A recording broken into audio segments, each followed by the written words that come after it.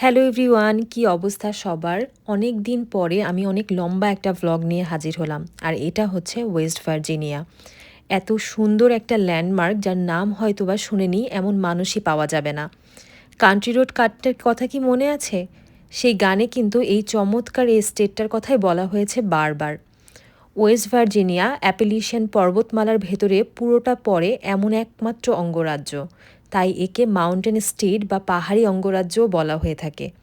যেহেতু এই পুরো অঙ্গরাজ্যটাই সবুজ পর্বতমালায় ঘেরা, তাই এটা দেখতে কিন্তু সামার কিংবা ফলে আসাটাই বেটার।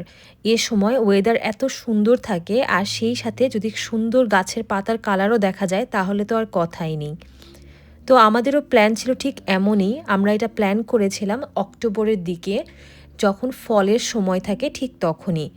কিন্তু যদিও আমরা খুব একটা ফল কালার দেখতে পাইনি, বাট তখনও কিন্তু পুরোপুরি শীতও চলে আসেনি। যার কারণে হয়েছে কি, আমরা সবুজের কিছু অংশ দেখতে পেরেছিলাম, আর সেই সাথে দেখেছিলাম কিছু রং বেরঙের পাতাও।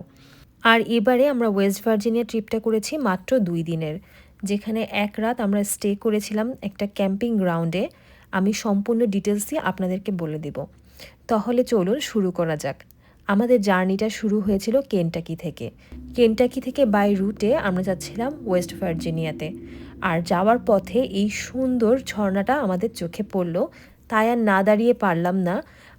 কেনটাকি টু ওয়েস্ট ভার্জিনিয়ার এই পুরো রুটটাই কিন্তু ছিল অসম্ভব সুন্দর। এখানে কিছু সময় পরপরই এরকম সুন্দর ঝর্ণা আর সেই সাথে নদীপথ দেখা যাচ্ছিল, যেটা কিন্তু রাস্তা দিয়ে দেখতে চমৎকার লাগে।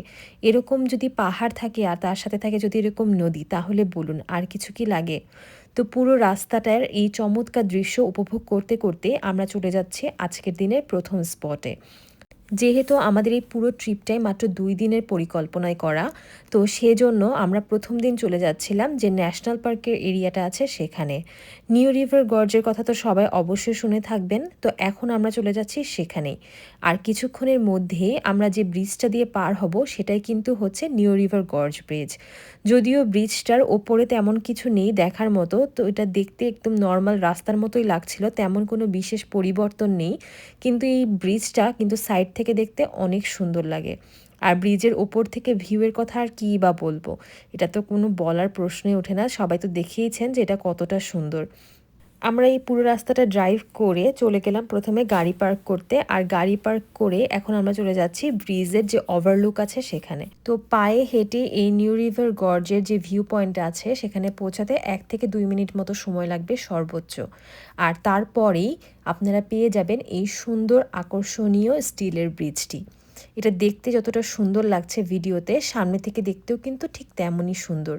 এই পুরো বিশাল সেতুটাকে পাহাড় আর গভীর গিরিখাতের উপর দিয়ে বিস্তৃত অবস্থায় এই ভিউ পয়েন্ট থেকেই দেখা যায়।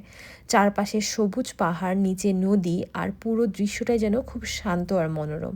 যারা এখানে আসবেন এই ভিউ পয়েন্টটাতে অবশ্যই একবার ঘুরে যাবেন।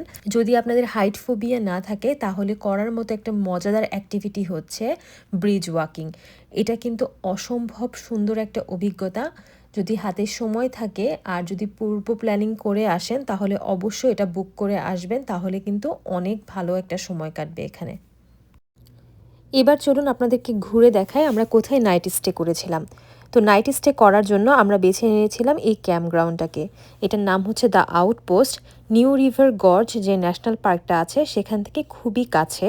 আর কিছুক্ষণ আগেই যে ওভারলুকটা দেখলাম আমরা, সেই ওভারলুক থেকে এই ক্যাম্প গ্রাউন্ডটার ড্রাইভিং ডিস্টেন্স ছিল প্রায় 15 থেকে 20 মিনিট মতো। আর এই ক্যাম্প গ্রাউন্ডে কিন্তু অনেক রকম ফ্যাসিলিটি আছে। তো আমরা যেটা বুক করেছিলাম সেটা ছিল এরকম প্ল্যাটফর্ম করা। এখানে জাস্ট আপনাকে একটা প্ল্যাটফর্ম দিয়ে দিবে, আর সেখানে থাকবে হচ্ছে এরকম একটা ছাউনি। ওদের ওখানে কিন্তু আরও অন্যান্য ব্যবস্থাও আছে। আপনি যদি চান যে কেবিন বুক করবেন সেক্ষেত্রে আপনি এখানে কেবিনও বুক করতে পারেন, সেক্ষেত্রে আপনাকে আর সাথে করে টেন্ট আনতে হবে না। আবার টেন্টেরও মাল্টি অপশন রয়েছে, আপনারা চাইলে কার ক্যাম্পিং করতে পারেন, তারপরে ওপেন গ্রাউন্ডে ক্যাম্পিং করতে পারেন, সম্পূর্ণই আপনাদের ইচ্ছা। প্রাইসটা ভ্যারি করবে আপনি কোনটা চুজ করছেন সেই হিসেবে। আর এদের ওয়েবসাইটে সব কিছু ইন ডিটেলস বলা থাকবে। আর আমরা যে গ্রাউন্ডটা নিয়েছিলাম এখানে এরকম একটা ছাউনি করা প্ল্যাটফর্ম ছিল, উডেন প্ল্যাটফর্ম। আর পাশেই ছিল বারবিকিউ করার একটা জায়গা, সেই সাথে রাতে ক্যাম্প ফায়ার করার জন্য একটা এরিয়া, আর সেই সাথে বেঞ্চ, চেয়ার এগুলোও ছিল। আর ইলেকট্রিসিটির লাইনও এখানে দেওয়া ছিল, তো আপনি চাইলে ইলেকট্রিক চুলায় যদি রান্না করেন সে ব্যবস্থা এখানে করতে পারবেন। যেহেতু আমরা এখানে মাত্র ১ রাত থাকবো, তো আমরা খুব বেশি রান্নার হ্যাসেল নিইনি। মোস্ট অফ দ্য জিনিস যেগুলো রান্না করতে অনেক সময় লাগে সেগুলো আমরা বাসা থেকে রান্না করে নিয়ে এসেছিলাম। এখানে জাস্ট গরম করে নিয়েছি। আর এই তো সব অ্যারেঞ্জমেন্ট করতে আমাদের খুব একটা বেশি সময়ও লাগেনি। আর এখন বলছি অনেকেরই যেটা মেন কনসার্ন থাকে সেটা হচ্ছে ওয়াশরুম। এই ক্যাম্পগ্রাউন্ডের ওয়াশরুমটা কিন্তু অনেক ভালো। এখানে প্রতিদিন ২-৩ বার করে এটা ক্লিন করা হয়। আর এতগুলো মানুষ থাকলেও এখানে যথেষ্ট পরিমাণ ওয়াশরুমের ব্যবস্থা আছে, সেই সাথে শাওয়ার রুম আলাদাভাবে দেওয়া। এবং আপনি যে কিচেনের জিনিসপাতিগুলো ইউজ করবেন, হাঁড়ি পাতিল, সেগুলো চাইলে কিন্তু এখানে ক্লিন করতে পারেন। ওদের ডিশ ওয়াশিংয়ের চ্যানেলও রয়েছে আলাদাভাবে। তো রাতে আমরা খুব সুন্দর একটা ক্যাম্প ফায়ার করেছিলাম, আরও অনেক আড্ডা টাড্ডা দিলাম। আমাদের ফ্রেন্ডরাও চলে এসেছিলো এরপরে, সেগুলোর আর ফুটেজ নেওয়া হয়নি। আমরা রাতে একসাথে বারবিকিউ করেছিলাম। তো এই পুরো অভিজ্ঞতাটাই একটা অন্যরকম ছিল। আর ক্যাম্পগ্রাউন্ডটা এত ফ্রেন্ডলি একটা এনভায়রনমেন্ট, এখানে সব কিছুর ব্যবস্থা ছিল। এই উডেন লগগুলো থেকে শুরু করে সব কিছুই ওখানে অ্যাভেলেবেল ছিল। আবার কারো যদি এখানে আইসের প্রয়োজন হয় সেটা ওখানে পেয়ে যাবেন। সত্যি বলতে এটাই ছিল আমার লাইফের প্রথম ক্যাম্পিংয়ের অভিজ্ঞতা। তো এটা খুবই একটা ভালো এক্সপিরিয়েন্স ছিল আমি বলবো। ইউএসের এরকম পাবলিক জায়গাগুলো আমি বরাবরই দেখেছি অনেক ভালো হয়, কিন্তু যদিও আমার কোনো পূর্ব অভিজ্ঞতা নেই বা আমি নতুন কোনো ক্যাম্প সাইটেও রিসেন্টলি যাইনি, সো আমার কম্পেয়ার করার মতো কিছু নেই। বাট অন এভারেজ বলতে গেলে এখানে থাকতে আমার তেমন কোনো সমস্যা হয়নি। যদিও আমার এক্সপেকটেশন একদমই লো ছিল, বাট এটা থেকে আমি অনেক ভালো একটা অভিজ্ঞতা পেয়েছি। আর যেটা আমাকে আসলে ইন্সপায়ার করবে এর পরবর্তীতে ক্যাম্পিং করার জন্য। আর এই তো এখানে দেখা যাচ্ছে অনেকে কার ক্যাম্পিং করেছে, আবার অনেকে গ্রাউন্ড ক্যাম্পিং করেছে। এই ফুটেজটা আমি নিয়েছিলাম একদম সকালবেলা। খুবই সুন্দর লাগছিল, একদম ক্লাউডে এসে ভরে যাচ্ছিল জায়গাটা, খুবই চমৎকার। তো যাই হোক, ওয়ান নাইট স্টে আর সেই সাথে দিনটাও আমাদের খুবই ভালো গিয়েছিল। তো এখন হচ্ছে সেকেন্ড দিন সকালবেলা আমরা আবার সব কিছু প্যাক করে গাড়ির কাছে যাচ্ছি। আর সব কিছু গোছগাছ করে আমরা এখন চলে যাব ঘুরতে। আজকে বেশ কয়েকটা জায়গা আমরা ঘুরে দেখব। তো চলুন তাহলে চলে যাই main স্পটগুলোতে।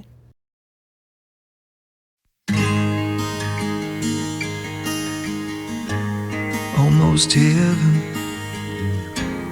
West Virginia, Blue Ridge Mountains, Shenandoah River. Life is old there, older than the trees, younger than the mountains, growing like the breeze. Country roads take me home to the place I belong. West Virginia, mountain mama, just take me home.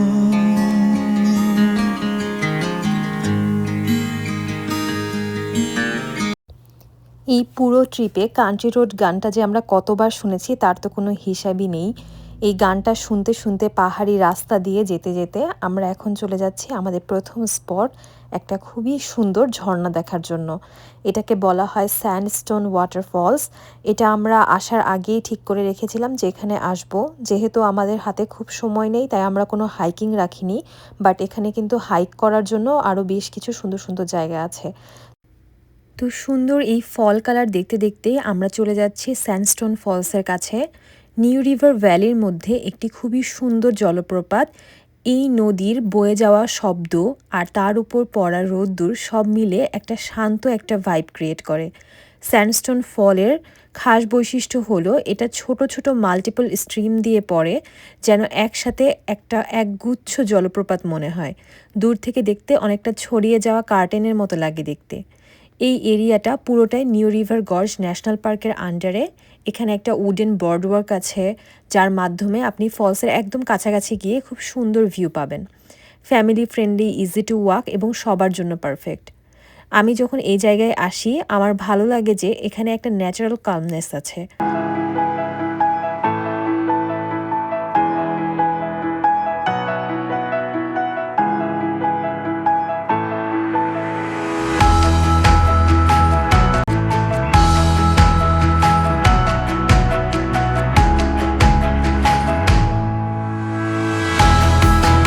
স্যান্ডস্টোনস ফলের এই অসাধারণ সৌন্দর্য উপভোগ করে আমরা এখন এখান থেকে চলে যাচ্ছি আমাদের পরবর্তী গন্তব্যে। এটা যেতে আমাদের বেশ খানিকটা পথ ড্রাইভ করতে হয়েছিল, আর এই পাহাড়ি সুন্দর রাস্তা দিয়ে ড্রাইভ করতে করতে আমরা অবশেষে চলে গেলাম আমাদের নেক্সট স্টপ, আর এটা হচ্ছে ব্যাবকক স্টেট পার্ক। এই পার্কে সবচেয়ে ফেমাস যে জিনিসটা সেটা হলো এই ওল্ড গ্রিস্ট মিলটা, যেটাকে বেশিরভাগ লোকই ব্যাবকক মিল বলেই চিনে। পাহাড়, গাছ, ছোট নদী আর এই পুরনো মিল সব মিলিয়ে জায়গাটা অনেক সিনেমেটিক লাগে। ফল সিজনে এখানে রঙিন পাতা দিয়ে পুরো জায়গাটা একটা পেন্টিংয়ের মতো হয়ে যায়। আর এখানে আসার পুরো রাস্তাটা ছিল অদ্ভুত সুন্দর। আমি এতটাই মুগ্ধ হয়ে এটা উপভোগ করেছি যে আমি কিছুই রেকর্ড করিনি। আমি পার্সোনালি এই জায়গার যে জিনিসটা সবচেয়ে পছন্দ করেছি সেটা হলো এখানে একটা ওল্ড রাস্টিক ভাইব আছে। মিলের চাকা ঘোরার শব্দ, ফ্লোয়িং ওয়াটার আর চারদিকে গ্রিন একটা ক্লাসিক কান্ট্রি সাইড ফিল দেয়। ওয়েস্ট ভার্জিনিয়া আসলে এতটাই সুন্দর যে এই অল্প 2 দিনের ট্রিপে এটাকে ঘুরে পুরোটা দেখানো সম্ভব না। তবুও এই 2 দিনে আমরা চেষ্টা করেছি মেন অ্যাট্রাকশনগুলো ঘুরে দেখার। তো এখন আমরা অলরেডি বাড়ি ফেরার জন্য রওনা করে দিয়েছি, আর ফেরার পথে আমরা হোল্ড করেছিলাম এই স্পটটাতে। এটা হচ্ছে হকস নেস্ট ওভারলুক। এই ওভারলুকটা কিন্তু সেই একই রিভারের উপর দিয়ে গিয়েছে, আর এখানে খেয়াল করলে লক্ষ্য করবেন এখানে এক পাশে রয়েছে ড্যাম আর আরেক পাশে হচ্ছে নদী। খুবই সুন্দর আর দেখতে কিন্তু চমৎকার লাগছিল। তো বোনাস এই আরেকটা জায়গা দেখতে পেরেও কিন্তু মনটা বেশ ভালোই লাগছিল। তো এই ছিল আমার আজকের trip.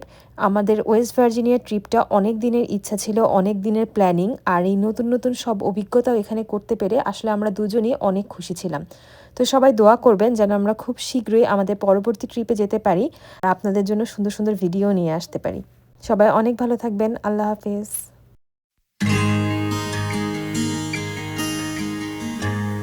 Almost heaven, West Virginia, Blue Ridge Mountains, Shenandoah River.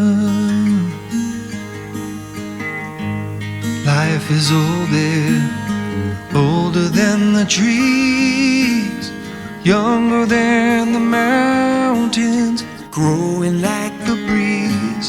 Country roads take me home to the place I belong.